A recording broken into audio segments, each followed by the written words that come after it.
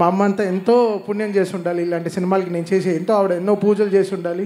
అది నా carrier start అయింది భైరవ దీపంతోనే. అది మళ్ళీ ఇప్పుడు 5 సినిమాలు కంటిన్యూస్గా మళ్ళీ గోపీచంద్ మల్లితో మళ్ళీ 6th ఫిల్మ్ కూడా స్టార్ట్ అయింది. సో